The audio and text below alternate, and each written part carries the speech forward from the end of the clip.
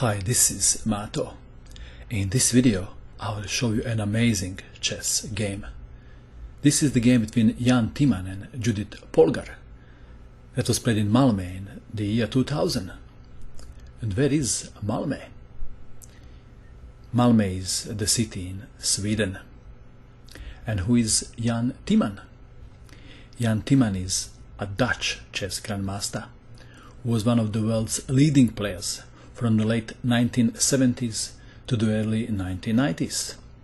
At the peak of his career, he was considered to be the best non-Soviet player and was known as the best of the West. And who is Judit Polgar? Judit is a Hungarian chess grandmaster. She is by far the strongest female chess player in history. In this game, Timman had white pieces and he started with knight to f3. Judit played knight to f6. c4. Looks like English opening. b6. d4. e6.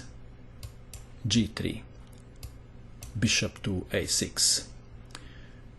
Judit is playing Queen's Indian defense. Bishop is attacking pawn on c4. How should white defend the pawn? If e3, protecting by bishop, this doesn't make sense, because light square bishop belongs to g2. b3 is a very popular move, but this move invites bishop to b4 check. In the game, Timman played queen to b3, defending the pawn and preventing bishop to b4. Knight to c6. What is the threat? If bishop to g2, which looks like a very natural move, then knight to a5, attacking queen, and black is winning the pawn on c4.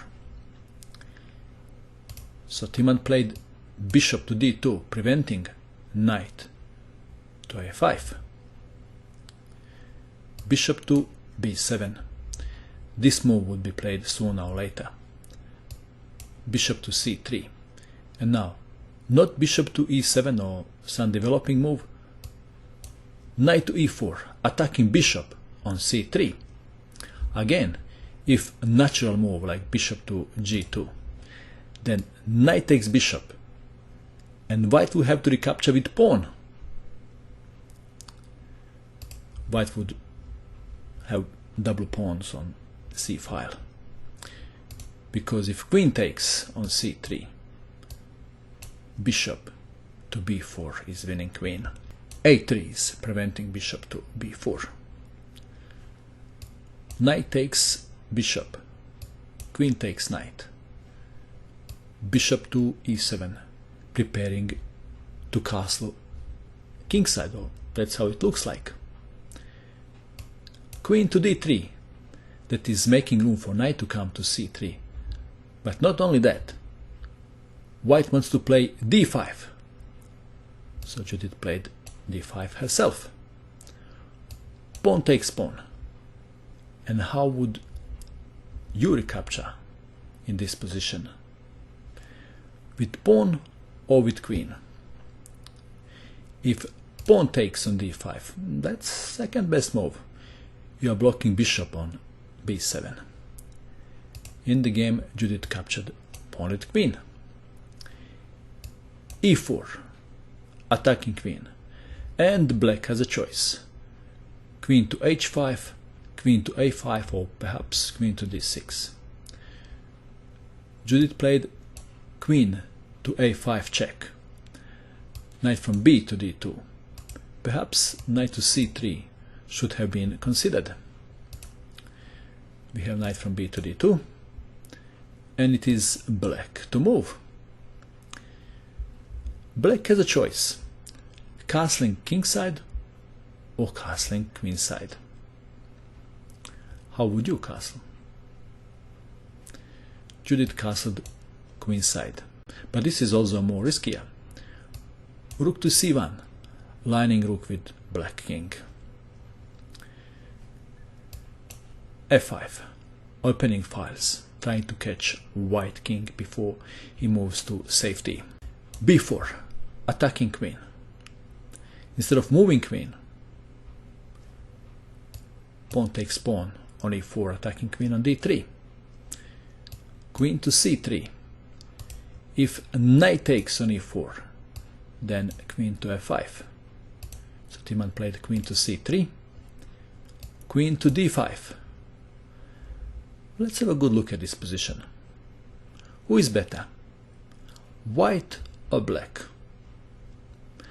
Black developed all his pieces, rooks are connected, and black king seemed to be safer than white king. What do you think? It is white to move, and white surely considered bishop to c4, which looks like a good move. But ideally this bishop belongs to g2. Timman played knight to e5, attacking. e3. Queen is attacking rook on h1 and pawn is attacking knight. The most logical move was played. Pawn takes pawn, check. King takes pawn. Rook from h to f8, pinning knight. It is white to move, and he would love to play developing move like bishop to e2. But then this is possible continuation. Queen takes on d4, check. And after queen takes queen, knight takes queen, and black is winning. There is another continuation here. That is knight takes on c6. Then bishop takes, queen takes. And now not taking queen, rook takes on f3, check. And after king to g1, queen takes queen, rook takes queen, rook takes on d4, and black is better. In the game, king to g2, moving out of a pin into another one. But still this is a good move. g5. There was another move, and that is rook takes knight on f3. This is probably the best move. You'll see why. g5 was played. Plan is to play g4. But Timman captured knight on c6. That is a very good move. If bishop takes on c6, queen takes, rook takes, and white is better. In the game it is black to move. How would you continue? Looks like that black is in trouble. Rook to d7, very calm move. It's not easy to find move like that. And now g4. Perhaps better is h3, preventing g4. But we have g4. And now h5 comes to mind. But this is a surprising move. Bishop to c5, cutting communication between queen and knight. Timman played also good move, developing bishop and protecting knight. Bishop takes knight, bishop takes bishop, queen takes bishop. And now it is white to move. What would you play in this position if you had white pieces? If you wish, you can pause this video and you can try to find the best move for white in this position. It shouldn't be very difficult.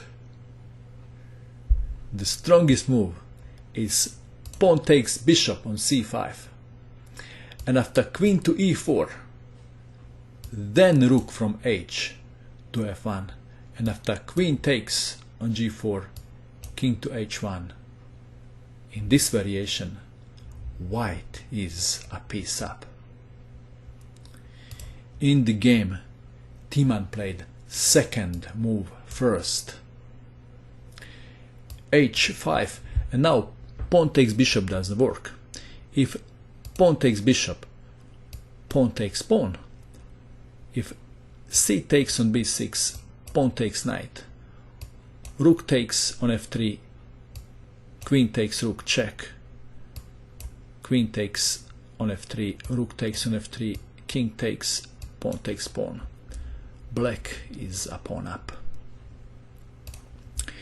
In the game, white played king to g1.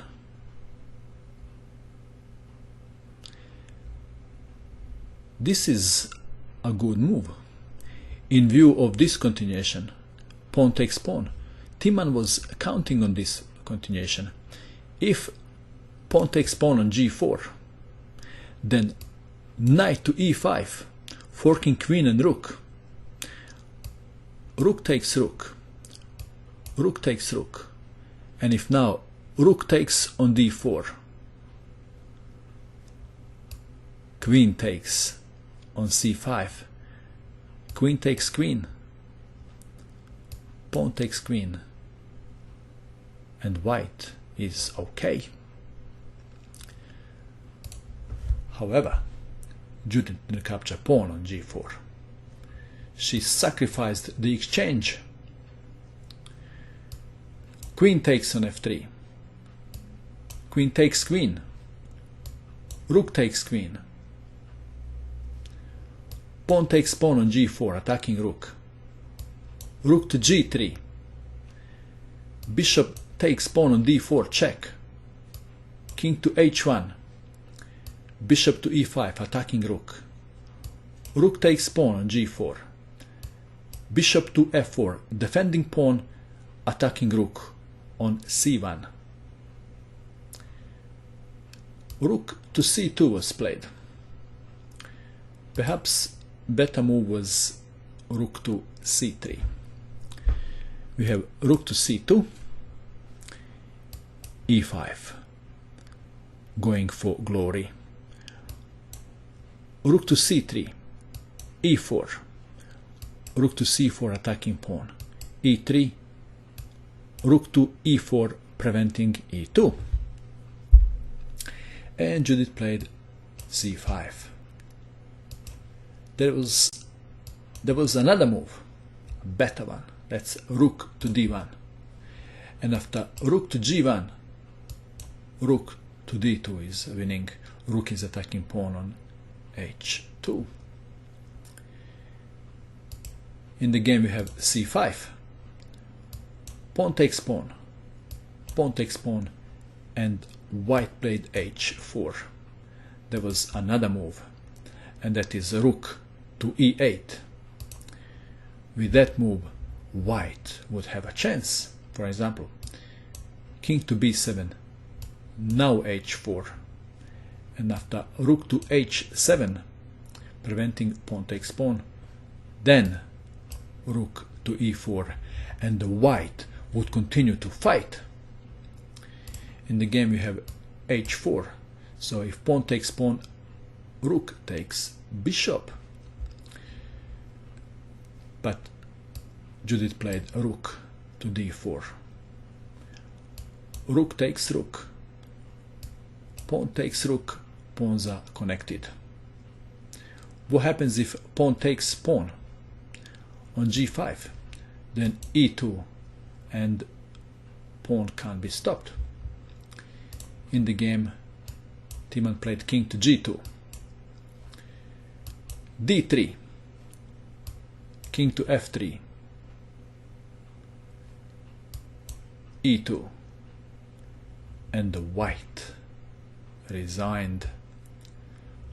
Possible continuation is rook to g1, pawn takes pawn on h4, rook to e1. Well,